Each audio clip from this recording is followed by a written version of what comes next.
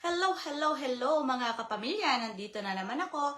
Bumabati sa inyo ng good morning, good afternoon, good evening, wherever you are. So sa hindi po nakakakilala sa akin, ako pala si Heidi, coming to you live from Ontario, Canada. Isa pong proud single mom. Ayan. Hi sis, thanks for watching. And of course, business, you can work from home while earning extra income, and I'm in the Zoom meeting with my business partner, with me right here. May ginagawa lang kami about sa business. Ayan. So today is my 10 days of 30 days Go Live Challenge. Ang topic po natin is, what is your favorite quotes and why? Ayan. So, gamit ko ngayon yung cellphone ng aking anak. 11, 17. So today, pag-uusapan natin yung pinaka-paborito naming quotes. So, sa akin, ang pinaka-paborito kong quotes is yung 8 powerful words. Ayan, yan po. Yan. Hi sis, thanks for watching sa aking 1 million viewers. So, ayan. So, 8 powerful words.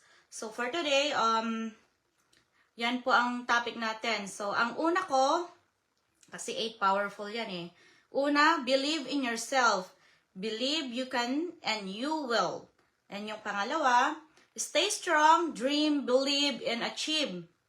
Pangatlo, never give up. A little progress each day adds up to bring results. Pang-apat, be grateful. Yan, a grateful heart is magnet for miracles. Tama nga naman, di ba? And then number 5, kung wala ito, wala din. So, work hard. Good things come to choose who hustle. Ayan. And number 6, syempre kailangan nating maging stay humble. Ayan. Work hard in silence. Let success make the noise. Tama nga naman, di ba? So, number 7, be kind. Kindness makes you the most beautiful. And number 8, ang lagi nating ginagawa, keep smiling because of your smile, you can make your life more beautiful. Tama nga naman, 'di ba?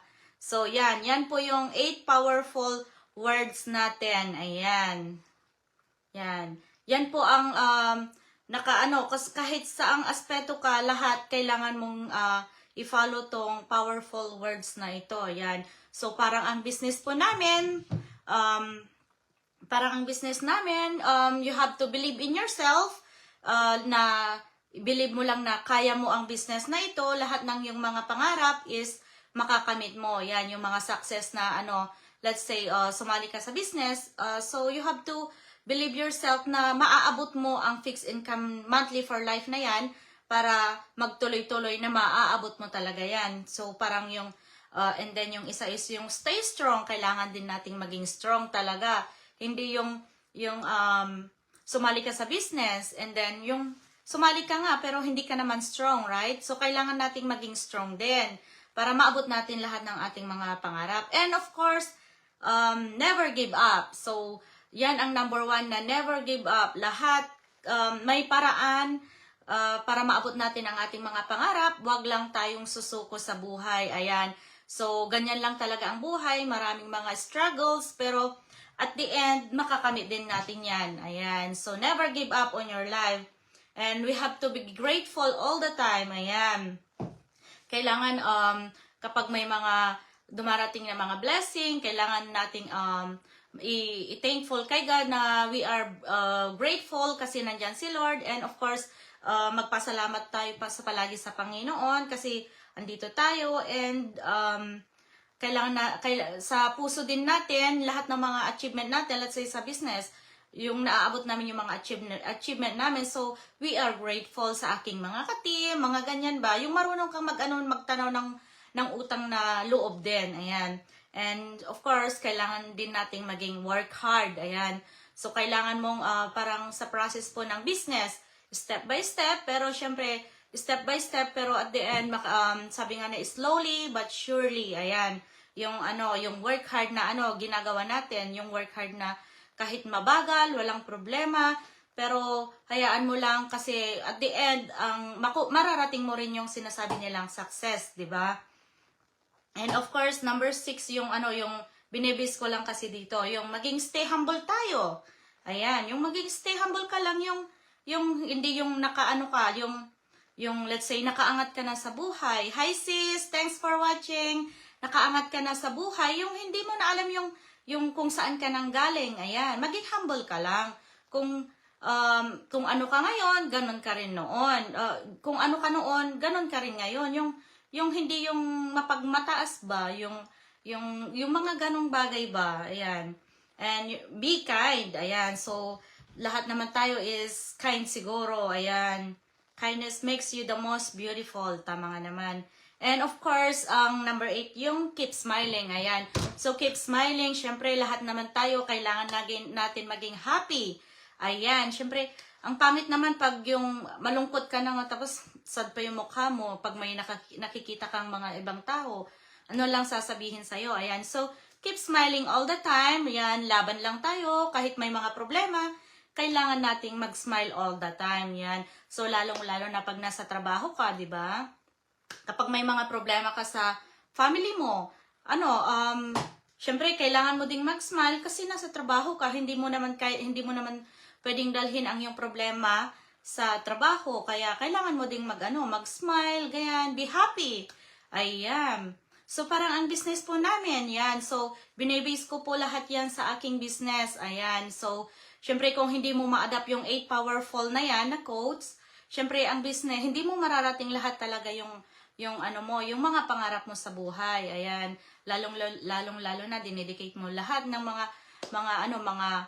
mga success mo sa yung family, di ba? Sabi nga nila, family is life, di ba? So, ganyan din po ang business. So, dito rin po kasi sa business, may mga process po tayong ginagawa. May step-by-step training tayong sinusundan para, syempre, hindi naman basta-basta na pag sumali ka, kikita ka na kaagad. So, hindi naman po ganoon, di ba? So, may step-by-step talaga na sinusundan. And, ang kagandahan din po dito sa business, kung ikaw ay mahiyain, parang ako noon mahiyain, pero nung sinubukan ko ang business na ito, unti-unti pong nababawasan yung pagkamahiyain ko. Sabi ko nga sa live noon, 'di ba, nung isang araw. 'Di ba? Yung confident ba?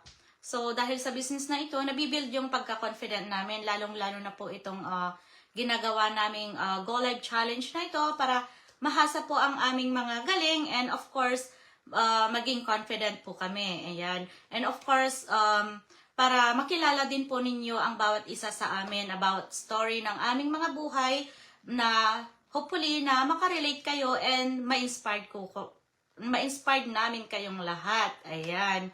So, dito po kasi sa business, napakadali po ng business na ito. Hindi po kami nagbabag ng friends, no inventory, no selling. Ito po ay tax registered and 100% legit. Ayan, binibigyan po tayo ng government ng T4A every year para mag-file po ng taxes.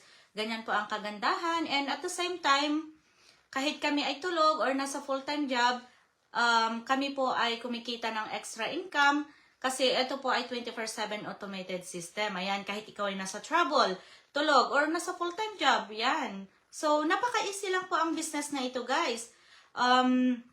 Sa mga nagtatanong pala about sa business, mag-message lang kayo at ipapadala ko ang details ng business. Kahit kayo po ay hindi magaling mag-English kasi hindi kami nag-i-English.